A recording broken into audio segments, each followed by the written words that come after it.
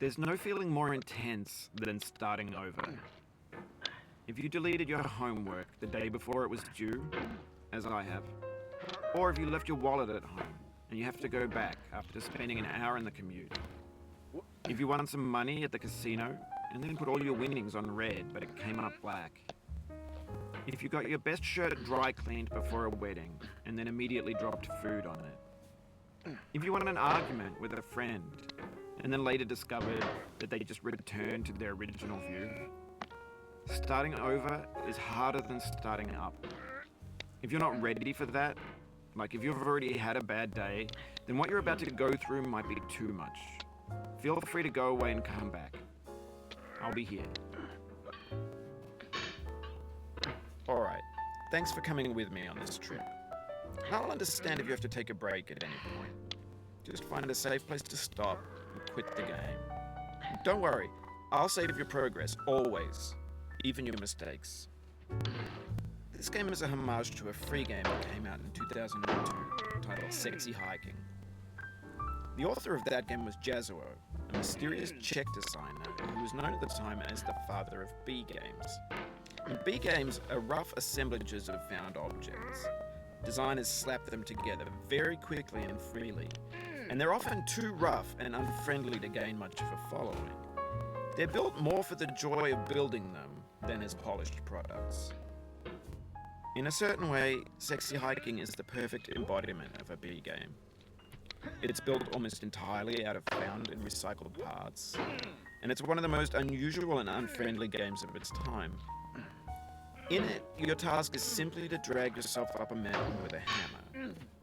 And that act of climbing, in the digital world or in real life, has certain essential properties that give the game its flavor. No amount of forward progress is guaranteed. Some cliffs are too sheer or too slippery, and the player is constantly, unremittingly in danger of falling and losing everything. Anyway, when you start Sexy Hiking, you're standing next to this dead tree that blocks the way to the entire rest of the game. It might take you an hour to get over that tree. A lot of people never got past it. You prod and you poke at it, exploring the limits of your reach and your strength, trying to find a way up and over. And there's a sense of truth in that lack of compromise. Most obstacles in video game worlds are fake. You can be completely confident in your ability to get through them once you have the correct method or the correct equipment or just by spending enough time. In that sense, every pixelated obstacle in Sexy Hiking is real. The obstacles in Sexy Hiking are unyielding, and that makes the game uniquely frustrating.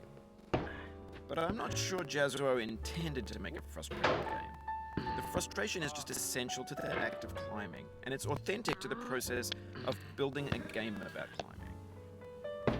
A funny thing happened to me as I was building this mountain. I'd have an idea for a new obstacle, and I'd build it, test it, and it would usually turn out to be unreasonably hard. But I couldn't bring myself to make it easier. It already felt like my inability to get past a new obstacle was my fault as a player rather than as a builder. Imaginary mountains build themselves from our efforts to climb them, and it's our repeated attempts to reach the summit that turns those mountains into something real. When you're building a video game world, you're building with ideas, and that can be like working with quickset cement.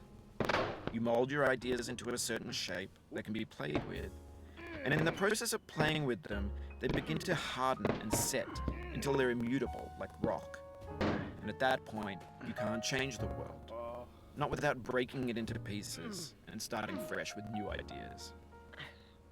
For years now, people have been predicting that games would soon be made out of prefabricated objects, bought in a store and assembled into a world.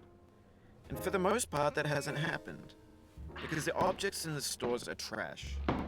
I don't mean they look bad or that they're badly made, although a lot of them are. I mean they're trash in the way that food becomes trash as soon as you put it in the sink. Things are made to be consumed and used in a certain context, and once the moment is gone, they transform into garbage. In the context of technology, those moments pass by in seconds. Over time, we've poured more and more refuse into this vast digital landfill that we call the internet. It now vastly outnumbers and outweighs the things that are fresh and untainted and unused. When everything around us is cultural trash, trash becomes the new medium, the lingua franca of the digital age. And you can build culture out of trash, but only trash culture. Be games, be movies, be music, be philosophy. Maybe this is what digital culture is. A monstrous mountain of trash, the ash heap of creativity's fountain. A landfill with everything we ever thought of in it. Grand, infinite, and unsorted. There's 3D models of breakfast, Gen X's fanfic novels, Scan magazines, green screen Shia LaBeouf, banned snuff scenes on Live League. Facebook's got life